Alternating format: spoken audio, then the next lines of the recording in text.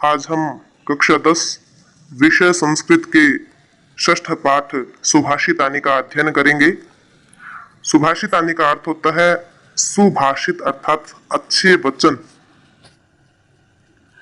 प्रस्तुतोयम पाठ है। प्रस्तुत पाठ विविध ग्रंथात विविध ग्रंथों से अनेक ग्रंथों से संकलिता नाम संकलित 10 सुभाषितानाम 10 सुभाषितों या 10 श्लोकों का संग्रह वर्तते संग्रह है। अर्थात इस पाठ में हम 10 सुभाषित या 10 श्लोक पढ़ेंगे। संस्कृत साहित्य में सार्वभौमिकम सत्यम प्रकाशितुम सार्वभौमिक सत्य को प्रकट करने के लिए या उसको प्रकाशित करने के लिए अर्थ गांभीर्य युता अर्थ की गंभीरता से युता अर्थात युक्त अर्थ की गंभीरता से युक्त पद्यमयी प्रेरणात्मक रचना पद्यमयी और प्रेरणा देने वाली रचना ही सुभाषितम इति कथित सुभाषित कहलाती है। अर्थात जो सार्वभौमिक सत्य को प्रकाशित करती हो और जिसके अर्थ की गंभीरता हो या जिसके अर्थ में गंभीरता हो, गांभीर्य से युक्त जिसका अर्थ हो, ऐसी पद्यमयी या श्लोकों की रचना को ही सुभाषित कहते हैं। अयम पाठांश, यह पाठांश परिश्रम से महत्तम, परिश्रम का महत्व, क्रोध से दुष्प्रभाव है, क्रोध का दुष्प्रभाव, सामाजिक महत्तम, सामाजिक महत्व, सर्वेशाम वस्तुनाम उपादेयता, सभी वस्तुओं की उपादेयता, सभी वस्तुओं की प्रासंगिकता, बुद्धि वैशिष्ट्यम और बुद्धि की विशेषता इत्यादि विषयान प्रकाशयति इत्यादि विषयों को प्रकाशित करती है। अर्थात इस पाठ में हम परिश्रम के महत्व के बारे में पढ़ेंगे, क्रोध से होने वाली दुष्प्रभावों के बारे में पढ़ेंगे, सामाजिक महत्व के बारे में पढ़ेंगे कि इस संसार में हर वस्तु का क्या महत्व है, सर्वेशाम वस्तु नाम उपादेयता और हर वस्तु की उपादेयता वो योग्यता के बारे में पढ़ेंगे, बुद्धि वैशिष्ट्यम और बुद्धि की विशेषता के बारे में इस पाठ में हम पढ़ेंगे। अब पहला श्लोक पढ़ेंगे। आलस्यम ही मनुष्याणाम शरीरस्थो महान रिपुः ही निश्चय से आलस्यम आलस्य मनुष्याणाम मनुष्यों का शरीरस्थ का अर्थ है शरीर में स्थित महान रिपुः महान बड़ा रिपुः शत्रु है। अर्थात मनुष्यों के शरीर में स्थित आलस्य जो है वो सबसे बड़ा शत्रु है हमारा। हमारे शरीर में स्थित, हम मनुष्यों के शरीर में स्थित है जो आलस्य, वो हमारा सबसे बड़ा शत्रु है। नास्ति उद्यम समो बंधु, तो इसने पहली पंक्ति में बताया शत्रु के बारे में, दूसरी पंक्ति में बताया है भाई या मित्र के बारे में कि मित्र कौन है।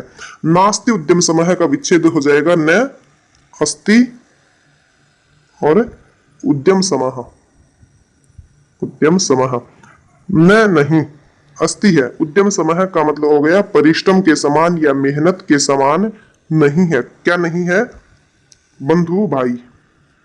तो परिश्रम के समान कोई भी भाई या मित्र नहीं है। कृत्वा यम न अवसीदति, यम जिसको कृत्वा करके, जिसको करके अर्थात परिश्रम को करके, न अवसीदति मनुष्य न नहीं अवसीदति दुखी होता है, ये दुख को पाता है। मनुष्य कभी भी दुख को प्राप्त नहीं होता। कब? परिश्रम करके। परिश्रम करके मनुष्य कभी भी दुख को प्राप्त नहीं होता। और पहले श्लोक का भाव फिर से देखेंगे कि इसमें आलस्य के बारे में बताया है कि आलस्य हमारा सबसे बड़ा शत्रु है और परिश्रम हमारा सबसे बड़ा मित्र है। तो ही निश्चित से आलस्यम आलस्य मनुष्यानाम मनुष्यों के शरीरस्थ शरीर में स्थित महान रिपुः सबसे बड़ा शत्रु है। मनुष्यों के शरीर में स्थित आलस्य मनुष्य का सबसे बड़ा शत्रु है। नास्ति उद्यम समो बंधुः, और परिश्रम के समान कोई भी भाई नहीं है, कोई बंधु नहीं है, कोई मित्र नहीं है। कृत्वा यम नावसीदति, जिसको करके मनुष्य कभी भी दुखी नहीं होता, क्योंकि हम परिश्रम करेंगे तो उसका परिणाम सत्परिणाम हमें अवश्य मिलेगा। आगे दूसरा श्लोक है गुणी गुणम व्यक्ति न व्यक्ति निर्गुणो, कि गुणवान, गुणी का अर्थ है गुणवान व्यक्ति, गुणवान ही गुणम गुणों को व्यक्ति जानता है। गुणवान व्यक्ति ही गुणों को जानता है, न व्यक्ति निर्गुण है, न नहीं व्यक्ति जानता निर्गुण है, निर्गुण मनुष्य। अर्थात जो गुणवान मनुष्य है वो ही गुणों की वास्तविकता को या गुणों की महत्ता को पहचान सकता है, न कि निर्गुण मनुष्य। गुणवान व्यक्ति ही गुणों को पहचानता है, न व्यक्ति निर्गुण है, न कि निर्गुण मनुष्य। क्योंकि निर्गुण मनुष्य के पास, निर्गुण मनुष्य के लिए गुण जो है वो निर्गुण होते हैं। अर्थात निर्गुण मनुष्य तो गुणों को निर्गुण मानता है और निर्गुणों को अपना गुण मानता है। तो वास्तव में गुणों को कौन जानता है? गुणवान व्यक्ति ही गुणों को जानता है। न व्यक्ति निर्गुण है, निर्गुण के लिए गुणों का कोई महत्व नहीं है। निर्गुण व्यक्ति गुणों को नहीं जान सकता। बली बलम व्यक्ति न व्यक्ति निर्बल है, और बली का मतलब है बलवान। बलवान व्यक्ति ही बलम व्यक्ति बल को जानता है, या बल की महत्ता को बलवान व्यक्ति ही समझ सकता है। न व्यक्ति निर्बल है, निर्बल व्यक्ति जो कमजोर है वो व्यक्ति बल की महत्ता को नहीं समझता। पिको वसंत से गुणम नवायस है, ऐसे ही पिका है, पिक का अर्थ है कोयल। कोयल ही वसंत से गुणम, वसंत के गुण को जानती है। वसंत ऋतु के आगमन पर कोयल कूक करने लग जाती है। न वायस है, न कि कौवा, अर्थात कोयल ही वसंत के गुण को जानती है, न कि कौवा। कौवे के लिए वसंत, ग्रीष्म, वर्षा, शरद सब ऋतु एक समान है। करी च सिंह से बलम न मूषक है, और करी का अर्थ है हाथी। हाथी ही सिंह से, शेर की, हाथी ही शेर के बलम बल को जानता है। न मूषक है, न कि चूहा। तो इस श्लोक का सरलार्थ हो गया कि गुण गुणी गुणम व्यक्ति न व्यक्ति निर्गुण है, कि गुणवान व्यक्ति ही गुणों को जानता है, न कि निर्गुण व्यक्ति। बली बलम व्यक्ति न व्यक्ति निर्बल है, बलवान व्यक्ति ही बल को पहचानता है या बल की महत्व को जानता है, बल की महत्ता को जानता है, न कि निर्बल व्यक्ति। पिको वसंत से गुणम नवायस है, कोयल ही वसंत के गुण को जानती है, न कि कौवा। करीच सिंह से बलम न मुष्क है, और हाथी ही शेर के बल को जानता है, न कि चूहा। आगे तीसरा श्लोक है, निमित्तम उद्दिश्य ही यह प्रकुप्यति, ही निश्चय से यह जो मनुष्य है। निमित्तम उद्देश्य किसी निमित्त से या किसी उद्देश्य के कारण या किसी कारण विशेष से, निमित्त से या कारण विशेष से प्रकुप्यति क्रोधित होता है। जो मनुष्य किसी कारण विशेष से, कोई किसी विशेष कारण से क्रोधित होता है, ध्रुवम निश्चय ही स वह तस्य अपगमे, तस्य उसके, उस कारण के अपगमे दूर होने पर, उस कारण के दूर होने पर वह प्रसिद्धति प्रसन्न हो जाता है। कि जो मनुष्य किसी विशेष कारण से क्रोधित होता है, वह मनुष्य निश्चय ही तस्य अपगमे, उसके दूर होने पर, यानी कि उस कारण के खत्म हो जाने पर वह मनुष्य प्रसिद्धति, फिर से प्रसन्न हो जाता है। अब तीसरी और चौथी पंक्ति वो इसके विपरीत है कि अकारण द्वेषी मनस्तु यस्य वही, यस्य जिसका मन है, मन तू तो वही निश्चय से, वही का अर्थ है निश्चय से। तो निश्चय से जिसका मन अकारण द्वेषी, अकारण द्वेषी बिना कारण के या बिना वजह के, बिना कारण के, द्वेषी का मतलब देश करता है, देश करने वाला है। तो जिसका मन बिना किसी कारण के द्वेष करने वाला है, ईर्ष्या करने वाला है, कथम जनस्तम परितोषयिष्यति, जनः वह मनुष्य, तम उसको, उसको किसको? अपने मन को, कथम किस प्रकार से, परितोषयिष्यति संतुष्ट कर पाएगा, वो अपने मन को किस प्रकार समझा पाएगा, संतुष्ट कर पाएगा। कि निमित्तम उद्देश्य ही निश्चय से यह जो मनुष्य, निमित्तम उद्देश्य किसी कारण विशेष के लिए प्रकुप्यति क्रोध करता है, यानी कि कोई ऐसा काम हो सकता है जिस पर उसको क्रोध आ जाए। तो कोई मनुष्य किसी कारण विशेष को लेकर क्रोधित हो सकता है, परंतु ध्रुवम निश्चय ही स वह व्यक्ति, ध्रुवम निश्चय ही तस्य अपगमे, उस कारण के दूर होने पर, या जो क्रोध का जो कारण था उस कारण के खत्म होने पर वह प्रसिद्धति प्रसन्न हो जाता है। कहने का तात्पर्य है कि वह हर दिन हर पल क्रोध में नहीं कुटता, उस कारण के, क्रोध का जो कारण था उस कारण के समाप्त होने पर या उस समस्या का निदान होने पर वह प्रसन्न हो जाता है। परंतु एक ऐसा मनुष्य है कि यस्य जिसका मन है, मन वही निश्चय से, कि जिसका मन निश्चय से अकारण द्वेषी, बिना किसी कारण के ही द्वेष करता है, बिना किसी कारण के ही दूसरे से ईर्ष्या करता है, डाह करता है, जलन करता है, वह मनुष्य, जन है वह मनुष्य, तम कथम, तम उस अपने मन को किस प्रकार के इससे परितोषी से संतुष्ट करेगा। क्योंकि जो क्रोध करने वाला व्यक्ति है, जो सज्जन व्यक्ति है, वो क्या करता है, किसी कारण विशेष के कारण क्रोधित हो जाता है, परंतु उस कारण के समाप्त हो जाने पर वो प्रसन्न हो जाता है। परंतु दूसरी तरफ एक ऐसा व्यक्ति है जिसका मन हमेशा ईर्ष्या करता है, दूसरे से जलन रखता है, ईर्ष्या की भावना रखता है, वह मनुष्य अपने मन को किस प्रकार से संतुष्ट करेगा? क्यों? क्योंकि उसका तो कोई कारण ही नहीं है, बिना कारण के ही उसका मन द्वेष करता है तो वह मनुष्य अपने मन को किसी प्रकार से संतुष्ट नहीं कर सकता।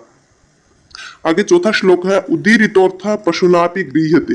उदीरित का मतलब है यहाँ पे कहा हुआ या कही हुई बात के अर्थ को पशुनापि पशु के द्वारा भी गृह्यते ग्रहण कर लिया जाता है या जान लिया जाता है या समझ लिया जाता है।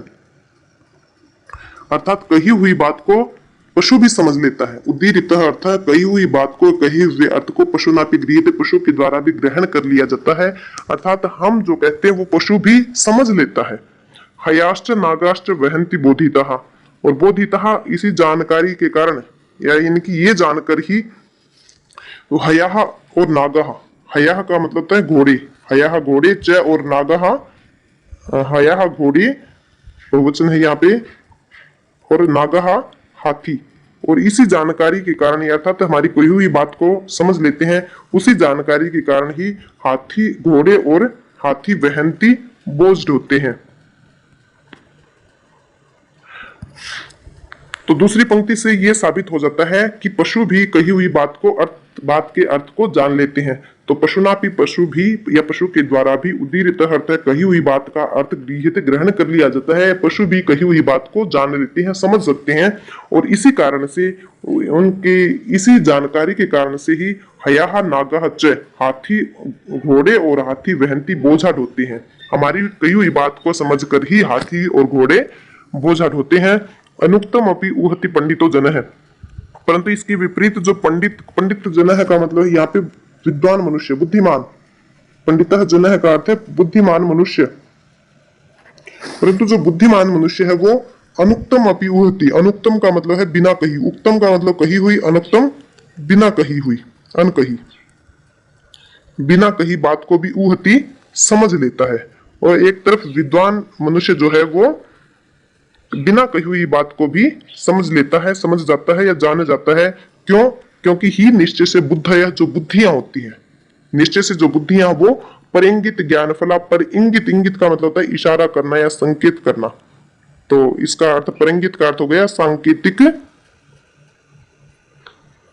सांकेतिक अर्थ को जानने वाली कहें या सांकेतिक फल देने वाली कहें, सांकेतिक अर्थ को जानने वाली होती हैं, क्योंकि बुद्धियां जो है वो संकेत को अर्थात इशारे को ही समझने वाली होती हैं। कहते हैं ना कि बुद्धिमान को इशारा ही काफी, समझदार को इशारा ही काफी। तो वो कहावत यही है कि पंडित जन अर्थात जो बुद्धिमान मनुष्य है वो बिना कही हुई बात को भी समझ लेते हैं। क्यों? क्योंकि बुद्धियां जो है वो संकेत अर्थात इशारे मात्र को भी समझ लेती हैं। तो इस श्लोक का भाव हुआ कि कही हुई बात को पशु ग्रहण कर लेते हैं, जान लेते हैं, और इसी कारण से, उसी जानकारी के कारण हाथी और घोड़े बोझ ढोते हैं।